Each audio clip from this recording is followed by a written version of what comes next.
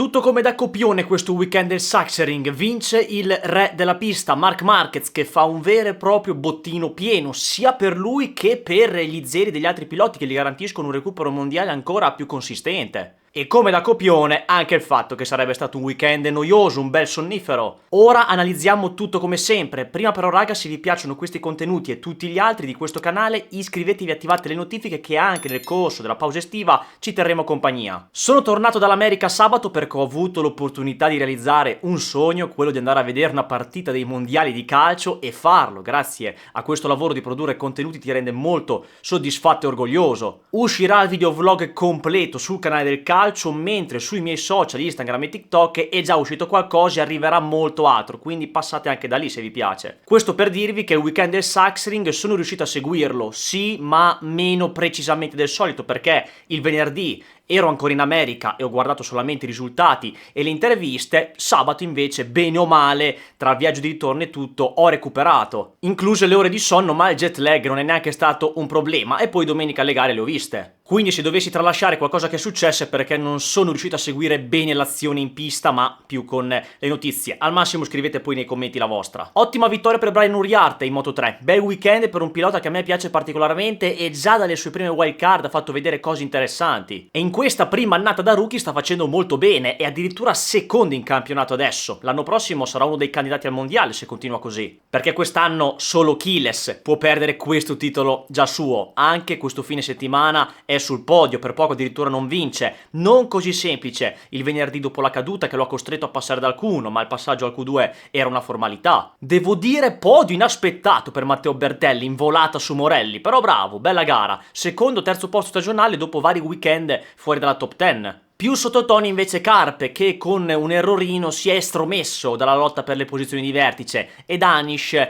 non è stato così incisivo come le ultime gare. Purtroppo in questa prima parte di stagione mi sta deludendo Guido Pini. Ha fatto un buon primo quarto con la vittoria ad Austin e qualche buon risultato stando davanti, però da Barcellona in poi ha fatto solamente 2 punti. Sembra essere totalmente un altro pilota, quando invece è un bel talento e sa andare forte, però adesso è veramente lento e non trova quella velocità che aveva all'inizio, dove almeno nei 10 ci stava. Non c'è pace ancora per David Almans, che ha dato forfait anche questo weekend sempre per dei problemi fisici di influenza. Dopo il venerdì ha alzato bandiera bianca. Mentre Munoz si è operato nuovamente per risolvere una rotazione di 15 gradi del radio del braccio sinistro dopo l'incidente spaventoso in Ungheria. Weekend stellare per Ortolà in Moto2, anche se Olgado per un pelo non lo beffa, era arrivato su molto bene, però il pilota MSI, fresco anche di rinnovo con la squadra, ha dominato questo fine settimana, stando sempre davanti, dimostrando un altro passo sugli altri. E addirittura la sua pole è distante solo di mezzo secondo dall'ultimo tempo della MotoGP di Crutchlow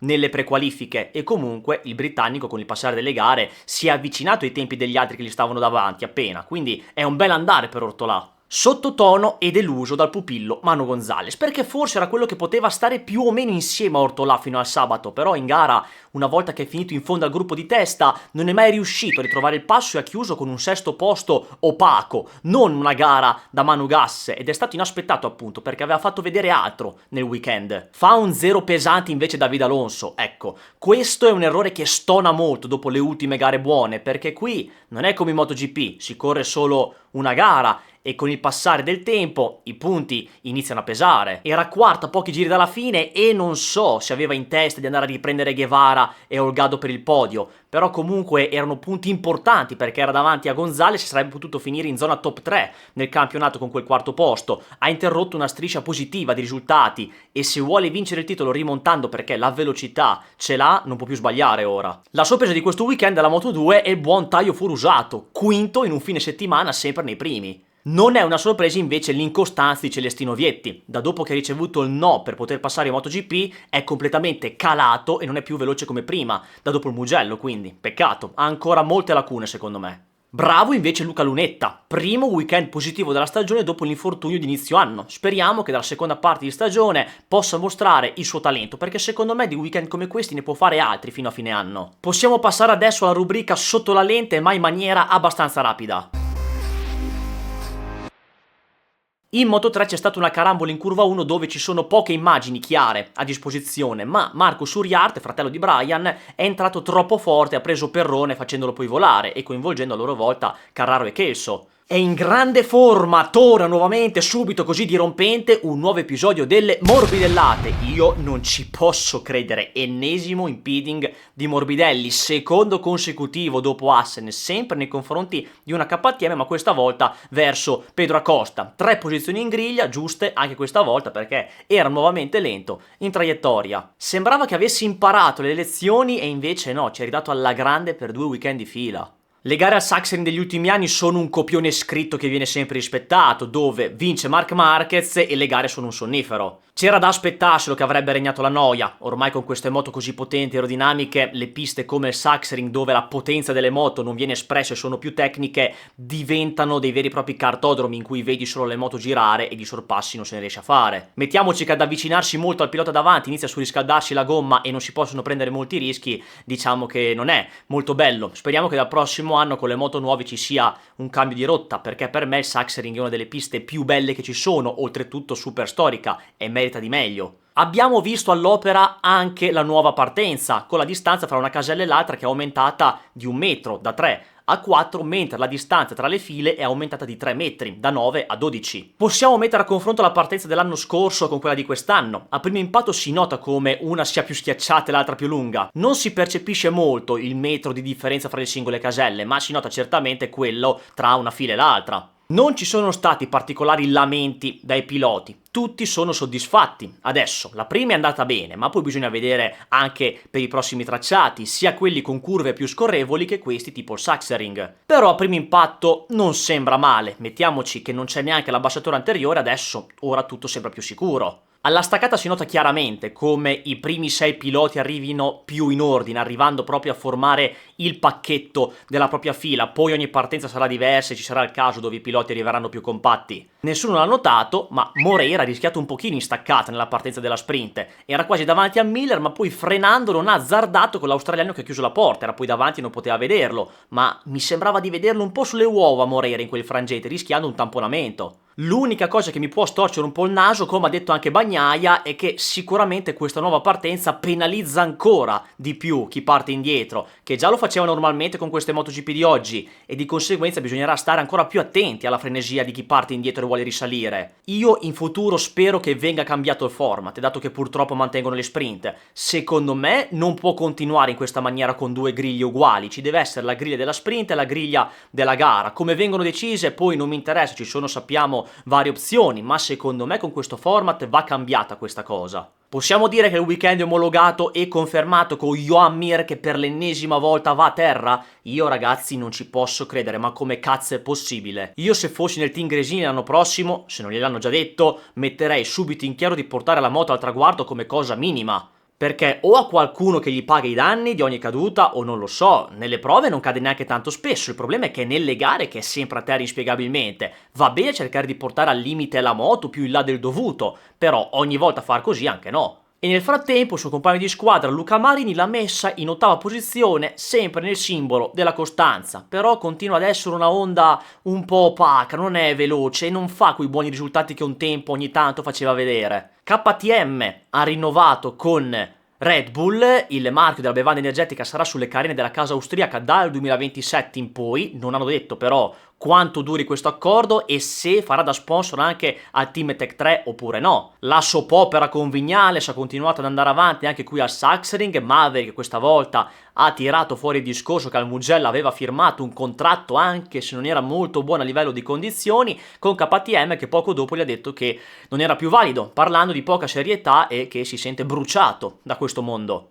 È praticamente fatto il passaggio di Marini in Tech 3 dall'anno prossimo, quindi Vignales non avrà spazio e direi che ci sta. Io quello che ho detto l'ho già sentenziato, però continuare a vedere Vignales che frigna in questa maniera dopo che non ha portato nessun risultato va bene, è stato infortunato, tutto quello che volete, ma ormai basta. È bollito, ha sempre avuto un carattere difficile, ha sempre subito la pressione nonostante fosse un talento incredibile e direi che giustamente ormai è arrivata alla fine. E posso anche pensare che si sia ritirato apposta, non hanno detto nulla di problemi o cose così, secondo me ha voluto buttarla lì, diciamo. Pedro Acosta, solita differenza, anzi anche meglio del dovuto, dopo l'operazione al tunnel carpale essere lì davanti e poi chiudere in quarta posizione, tanta roba. Un weekend realistico per Bagnaia. Io non mi aspettavo che andasse così male il venerdì stando pure fuori dal Q2, però il passaggio dal Q1 è stato fatto ed era più plausibile vederlo in difficoltà rispetto alle altre Ducati, perché come abbiamo potuto capire i weekend di Bagnaia sono questi quest'anno, dove può andare forte, fa podio e può giocarsi anche la vittoria, mentre dove già si sa che potrà andare in difficoltà fatica a entrare nel Q2, poi ci entra e realisticamente può fare massimo sesto, settimo, ottavo ed è andata così qui al Sachsenring. Faceva molta fatica con il posteriore, i miglioramenti dell'anno scorso si sono visti, ma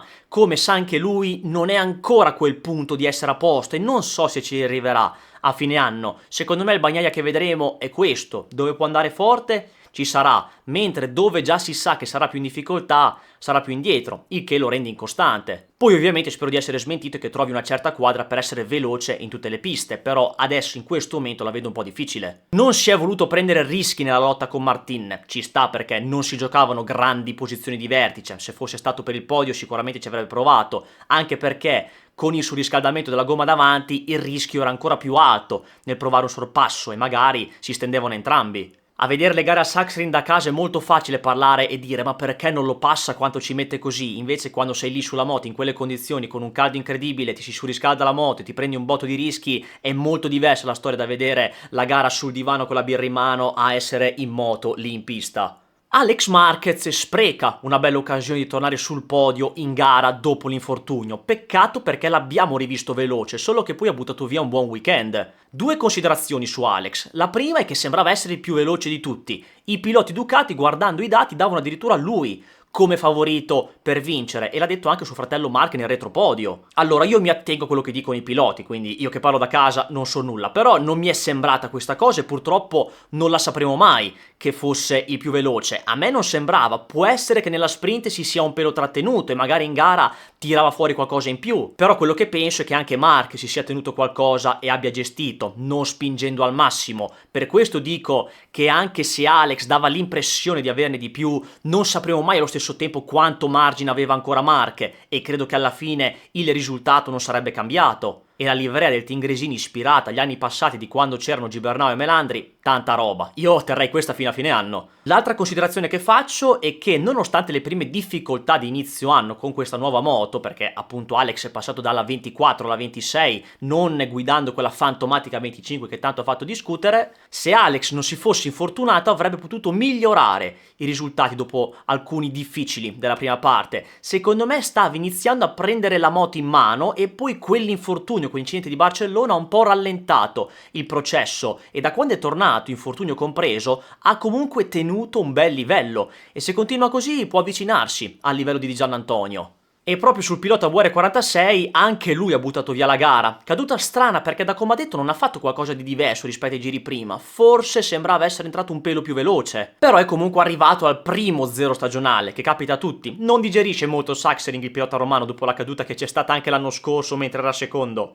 Anche lui giustamente secondo me non ha voluto prendersi rischi nella sprint nel cercare di passare Alex, comprendendo i motivi del surriscaldamento della gomma davanti. Per il resto abbiamo visto il solito Digia veloce e costante. Io dico sì che ha buttato via la gara, è una buona occasione anche per prendere punti e rimanere lì per il campionato, però secondo me non può fare meglio di così, va già bene. Quello che penso io è che sì, Digia è in lotta per il mondiale, però non è un pilota da mondiale. Possiamo dire che è in lotta perché lo dice la matematica, ma stando ai fatti e allo status, Digia non è un pilota che dici vince il mondiale. Adesso è lì, va bene, credo che rimarrà in lotta perché è costante, però ci sono altri più forti. E ripeto che sta facendo il massimo perché è in un team satellite, che sta davanti anche agli ufficiali e va già bene così. Non lo vedo come uno che fa quello step ulteriore, sta facendo il massimo. Su Marc Marquez avrebbe fatto notizia solo se non avesse vinto, per il resto tutto come da programma, era abbastanza scontato vederlo fare l'ennesimo unplan al Sachsenring. Come dicevo prima, secondo me aveva del margine e si è tenuto, non esprimendo al massimo il suo potenziale, ha fatto il minimo indispensabile per vincere, se c'era una lotta magari forzava appena di più ma avrebbe vinto lo stesso. Faceva molto la differenza nel quarto settore, se gli altri recuperavano appena nei primi tre, lui ridava tutto con gli interessi nel quarto facendo ripartire tutto da capo.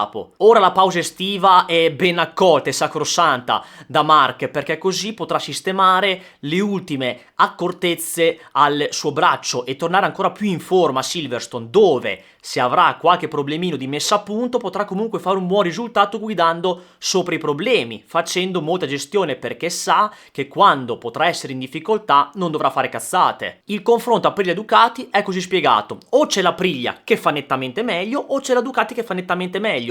Non abbiamo mai visto un weekend dove c'è una lotta tra i due piloti delle due moto in una maniera serrata. Abbiamo visto solo tripletta Aprilia o le Ducati che hanno la meglio sull'Aprilia. Noale fa la differenza nelle curve veloci e infatti a Silverstone potrebbe ritornare a fare un plan, mentre le Ducati in quelle più tecniche tipo qui. Infatti le Aprilia al Sachsenring non erano della partita, se non si fossero stesi di Gianantonio e Alex Marquez, forse solo Ogura per l'Aprilia poteva chiudere a podio dato che veniva su, altrimenti avremmo visto lo stesso finale della sprint. Ancora una volta i due piloti Trackhouse sono più veloci degli ufficiali, perché Raúl Fernández già dal venerdì aveva dimostrato di andare forte, mentre Ogura lo sembrava di meno, ma in gara ha tirato fuori quel decimo in più come sempre. Per il mondiale tra i due Trackhouse dico di più Ogura se devo scegliere. Fernández non è un pilota attualmente da mondiale, ma neanche Ogura, solo che se devo fare un nome tra chi può stare di più in lotta, io adesso dico Ogura perché fa il risultato migliore ed è più costante. Mentre Jorge Martin non è mai stato della partita, poco incisivo ed esplosivo, molto opaco, non è veloce per vincere e stare primo, è un po' il solito Martin che conosciamo che vince poco, però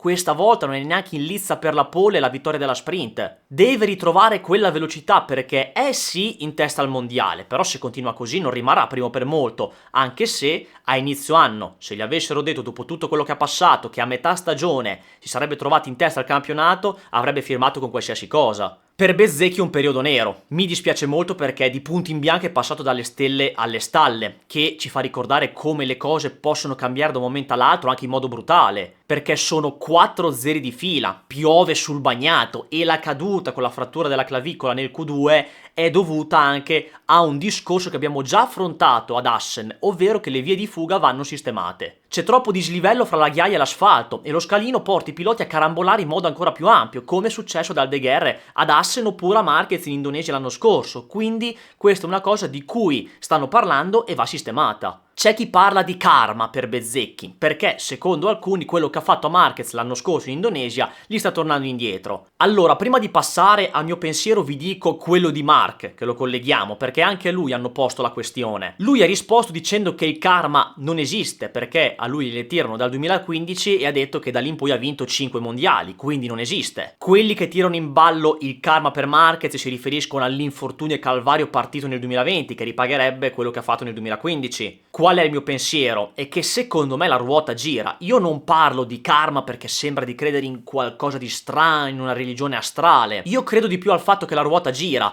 che quello che si semina si raccoglie sempre, che se si dà si riceve, che da certi comportamenti, buoni o brutti, arrivano certe conseguenze buone o brutte e che quando un conto deve arrivare, arriva, che sia positivo o negativo anch'esso. Non capisco perché si parli di karma con Bezzecchi, perché se avesse fatto apposta a tirar giù Marquez a Mandalika, io sarei il primo a dire che un giorno ritornerebbe indietro quello che ha fatto. Ma il problema è che la gente che dice Bezzecchi karma, secondo me non capisce un cazzo, perché quell'incidente di Mandalika è stato un episodio di gara dove Bez ha sbagliato, sì, ha cannato completamente la traiettoria e si è preso giustamente la penalità, ma da farlo apposta a sbagliare l'ingresso, come è capitato ad ogni pilota che ha corso, c'è un abisso. Come Marquez ha passato un momento difficile a inizio anno mentre Bezzecchi stravinceva, ora c'è il contrario. Bezzecchi è in un momento difficile e Marquez è messo meglio. La ruota gira così come in tutte le cose della vita da cui dai momenti difficili bisogna imparare. E come ha detto Bez, è un momento duro, ma noi siamo ancora più duri. Quindi secondo me non c'entra niente il karma per l'episodio di Mandalika, è solamente un momento, prima era una cosa, adesso è un'altra, la ruota gira un po' per tutti. E purtroppo la ruota gira e gira molto male perché un infortunio è molto brutto e non vorremmo sicuramente vederlo. Piove proprio sul bagnato perché se è un periodo no, per i risultati ok, poi se ci aggiungiamo anche l'infortunio piove proprio sul bagnato, scusate se lo ripeto, è la ciliegina sulla torta in modo negativo. Quello che voglio vedere io adesso dal Bez è che usi questa pausa estiva per staccare da questo periodo nero, riposare e riprendersi dall'infortunio alla clavicola, che non è facile, purtroppo l'infortunio più classico del motociclista ti porta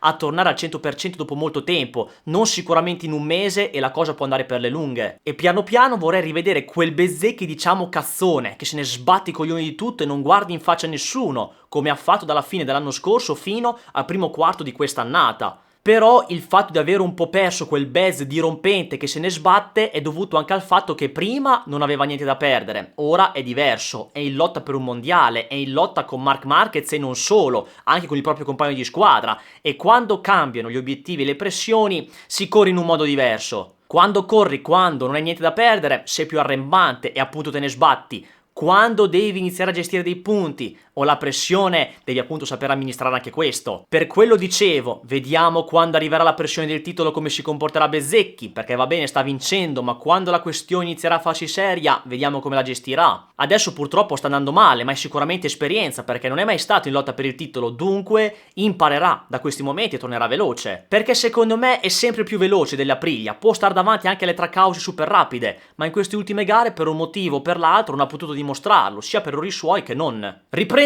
il discorso che ho fatto nel dopogara di Assen, però stavolta ci vado un pelo, giusto un pelo più deciso. Secondo me stiamo vedendo un campionato di livello mediocre. Ed è riassunto dal fatto che Marquez al Mugello era a meno 102 punti di distanza dal primo e ora è a meno 18. Stessa cosa per Bezzecchi che con 4 zeri di fila è comunque a meno 22. Un tempo con 1 o 2 zeri eri quasi tagliato fuori. Adesso è tutto aperto fino alla fine, anche perché ci sono le sprint, come sappiamo, e la costanza fa ancora di più la differenza. E Marquez infatti questo mondiale lo vuole vincere così, non facendo cazzate. Marquez io lo considero 3-4 spanne sopra gli altri e non è neanche al vero 100% degli altri piloti. Lui ha il suo 100%, che cos'è, un 75-80 degli altri? E meno male è su una Ducati, se no con un'altra moto farebbe ancora più fatica per le condizioni in cui è. Con la Ducati o la Aprilia vincerebbe comunque. Però con le altre marche, già con una Honda, una KTM e sicuramente una Yamaha, anche guidando sopra i problemi, non sarebbe competitivo per vincere. Marquez e Marquez, mentre a Bezzecchi un po' gli ha giocato la pressione nelle ultime gare. Martin non è più veloce e dopo quello che è successo in Ungheria i rapporti con Aprilia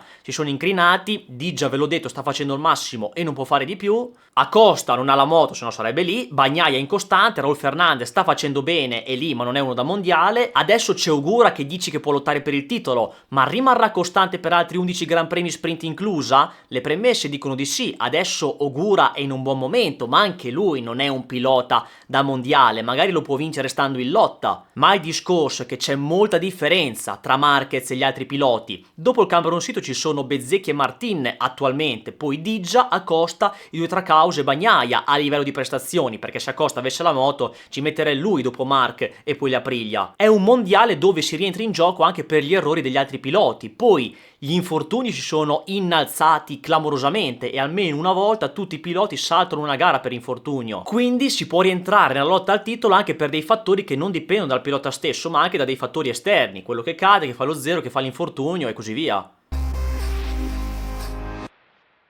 La prima domanda che vediamo dallo spazio social, ricordatevi di seguirmi su Instagram, è quella di AlicePiva04 che chiede: onesto, ti saresti aspettato un ritorno così del re Marc Marquez 93 dopo l'ultimo grave incidente a Le Mans? Sì, uno perché l'ho detto che sarebbe rientrato nella lotta, guardando sempre le sue condizioni fisiche, poi sono calate anche le 2 aprile ufficiali, certe cose non si possono prevedere perché il suo rientro così in poco tempo è dovuto anche a quello. Fino al Mugello dicevamo che le 2 Aprilia dovevano suicidarsi per perdere il mondiale, perché fino a quel momento erano di un altro pianeta. Poi dall'Ungheria tutto è cambiato e le cose cambiano in un batter d'occhio, come ho detto. Io ricordo proprio di aver detto questo, che tra la rimonta di Marquez e il suicidio delle 2 Aprilia ero più favorevole nel dire, secondo me è più plausibile che Marquez rimonta. È arrivata sia la rimonta di Marquez ma anche un leggero suicidio al momento delle 2 Aprilia ufficiali e io non so a questo punto se le 2 Aprilia continueranno così, perché se continuano così a sbagliare i risultati perdono clamorosamente questo mondiale. Come ho detto, c'è Marquez contro una casa e Marquez può vincere, questo l'ho sempre detto. Parente 21, Bez può ancora vincere il mondiale? Sì, però deve ritrovare quella velocità come Martin. Adesso però c'è anche la bega dell'infortunio, lo vedremo al top